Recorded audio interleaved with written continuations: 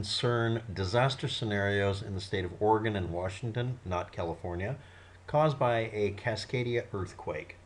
The Cascadia Subduction Zone is an unusually active area and rivals, or in my opinion, surpasses the danger level from the supposed quote unquote big one for California. Uh, because of the lack of prep. The state of Oregon is notorious for not really having enough earthquakes to make people be on edge enough to be prepared.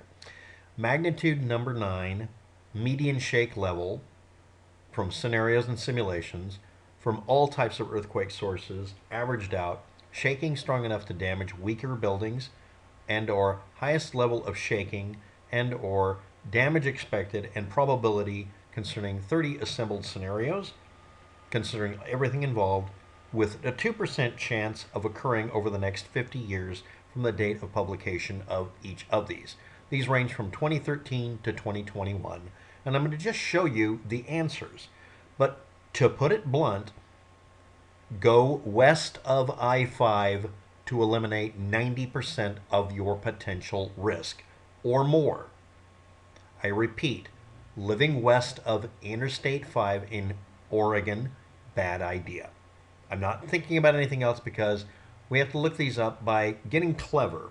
I want to point out that real estate brokers and insurance companies have this information, and it's not a giant cabal trying to prevent you from having it, but they know that in the short term it'll get rid of their ability to get another gold-plated toilet seat on their yacht, so they're going to try to make sure it's, minimized on how much it affects their lives.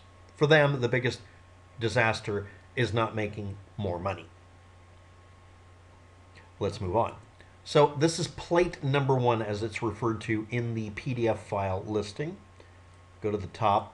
Perceived shaking and damage potential, probabilistic earthquake models, and then they say quietly down here, high level of shaking and or damage expected and 2% chance of occurring over the next 50 years as of 2021 simulation and scenarios.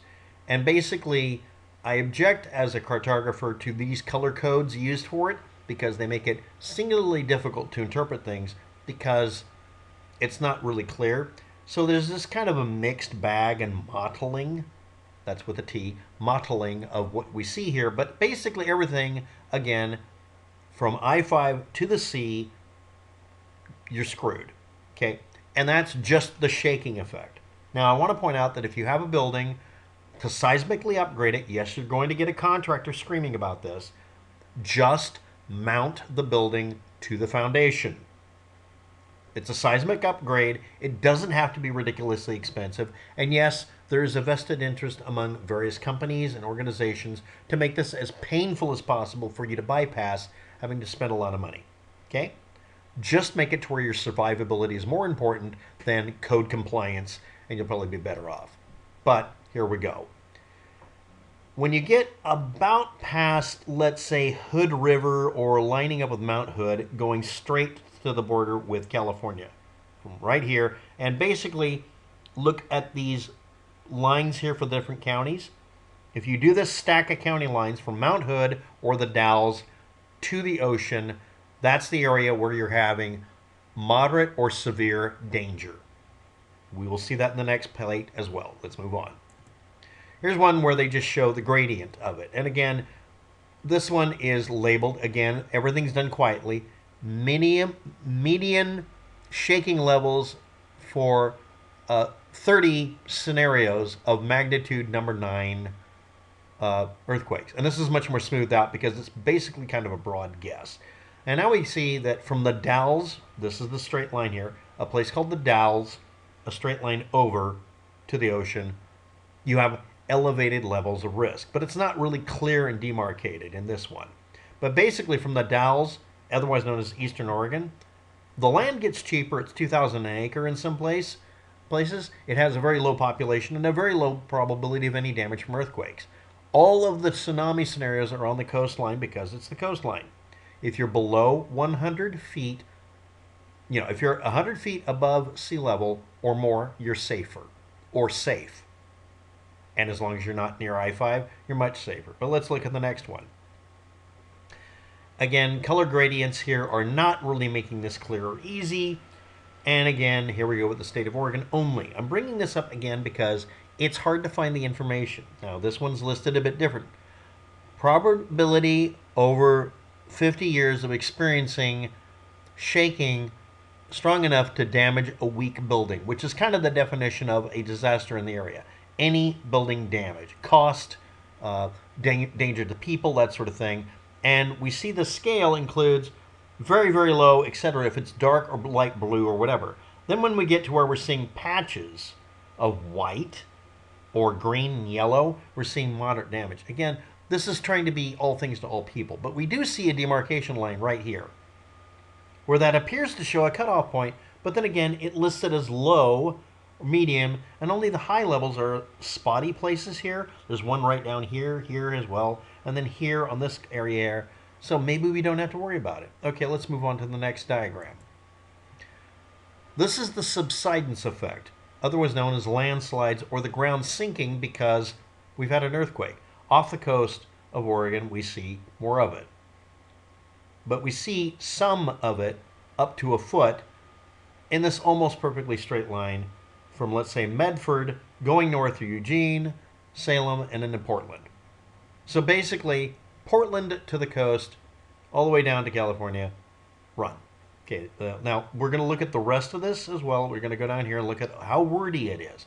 You're going to get a link to this as well in the description, and YouTube will eventually flag me for scaring people or whatever they're going to. But the point is, these are the maps that are shown from this group of images, and it shows ground failure and movement of a magnitude number 9, which is what we're working with here. Liquefaction of the dirt happens in Salem, north of Eugene, and all the way up to Portland, and a few places on the coast. These areas are part of the valley. We call it the Valley of Sickness, or the Valley of Plenty, whatever you want to call it. But the point is, this area here will have ground that just kind of turns to crap because it's being shaken into quicksand. Landslides are going to be these areas here, which is all of this. And again, we've got like Mount Hood to the Oregon coast, bad. Everything else is fine. In fact, it's so fine they stuck the, again, I'm a cartographer. This is not where you put the legend. You idiots. Here's space here and here. But anyway, this is in the middle here because they just say, yeah, this entire area is going to be safe. Let's move up. Oh, look, a clear Cascadia scenario impact zones. Subduction zone itself is over here. That's where an entire continent, almost, is being pushed under. The Farallon plate is melting underneath us. It also powers Yellowstone, for instance. The eastern Oregon area, then we have the valley, I mentioned. Then we have the coastal area, which includes just basically everything on the other side of a mountain range. And then we have tsunami zone. So you don't live on the coast, you live in tsunami land. Don't forget that. Now this should show you precisely how effed it is to be on the coastline. Okay, let's move on. Now we see a slightly more detailed map, and we see over here very heavy shaking and damage in the extreme. Okay, I got to point this out. This kind of color gradient is singularly unhelpful if you're trying to find out how screwed you are, because there's patchworks and stuff. But there's a clear line here from basically Portland. Basically, if you move out of the Portland metro area just barely, you increase your survival rate by 5 to 1. Okay? And then we watch this. It's almost a straight line. It's showing a curvature kind of thing. Some people will complain about the curvature. From Medford in a straight line all the way up to the east part of the Portland metro area. Basically, anywhere near I-5 towards the coast, you're probably screwed. But the worst area is here, right in this line here. Okay? And moderate, heavy violence to you. Steering a car would be difficult during this quake. Extensive damage to unreinforced masonry buildings.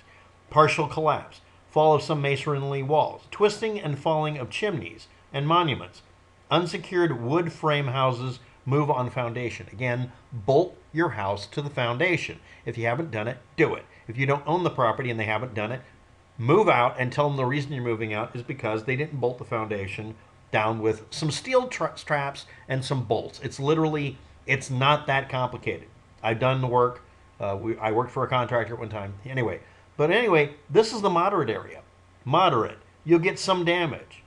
Cracks in better masonry buildings But basically, unless the building is poorly made, you'll be fine. So really, it's just that coastline area. But again, if you want to avoid the entire thing, just stay east of I-5. And again, the further away from the coast you get, the cheaper the land gets. Let's move on. And now we're going to look at the it's due any day now, it's inevitable, we're overdue, all of those memes. Okay, let's do that really quick. No, we're not. Because on geologic scale, you're not overdue any time, you're overdue all the time. The period of time when horses were domesticated and 4000 BC is a dead space. Everybody was overdue there. Yeah, for dozens of generations. The first use of the wheel happened here. Okay, this is an extreme scale. You are here. We're overdue. From the voyage of Columbus and stuff, then by that scale, everybody's overdue in every period of time in history. It's not useful. Anybody trying to sell you a book, whether it's the Bible or their own personal work, anybody trying to get elected, anybody trying to scare you with some sort of it's going to happen every day, any day now thing, and then doesn't tell you, look up the map to avoid the tsunamis, they're not trying to help you. They're exploiting you. Now, this one here is like Cascadia Rising. It was a series of publications. Here we see again, poorly colored map, but we see basically the same thing. This is a little bit more complex. It shows more of the data. And this is for light shaking being over here, moderate shaking being somehow a pale green. Why would you do this color? And then we get this impossible to see color here, but this is this area here for strong shaking. Why would you make it lighter for stronger shaking? Then we get very strong shaking in the orange area. And again, it's I-5 towards the ocean. So if you live near I-5 and you're on the east side of it, good. Move further east. If you're on the west side, you're screwed. And here is literally just the edge of the subduction zone area as mapped geologically. There's the subduction fault line, but it causes problems over here. Okay? All right. And I'm going to go through this really quickly. You can read all of this. That's information there. Again, we have useful information. Okay, fine. But we're going to move on to landslides and tsunami combined map.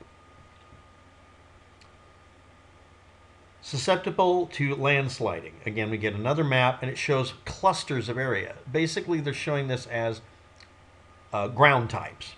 Okay? And we only worry about high. We got low and medium mixed in with it. And again, basically get away from these areas. You have the maps now. Let's move on. Trying to make this video as short as possible and failing. And then they zoom in on very specific areas in Oregon and Washington. Okay. Then we get the Oregon tsunami map, which is literally just the red line and only one area of infiltration. Up here, this is like right on the coast. Basically on the coastline, you're screwed. Okay? All right. Population impacts. And then we move down to injuries and disaster scenarios and what to do and how to basically get above 100 feet above sea level. Get away from the area that's likely to have the earthquake. And yeah. So anyway, I hope this has been useful. It's mostly a set of links. Go read them in detail. But again, the basic rule in the state of Oregon is move west of I-5, not east, and make sure you're at 100 feet above sea level or higher on solid ground. And make sure you look for liquefaction effect from earthquakes, no matter where you are, anywhere in the country, because any earthquake can cause the ground to turn into quicksand. Hopefully this has been useful. Thanks for watching. Have a good day. Good luck with that.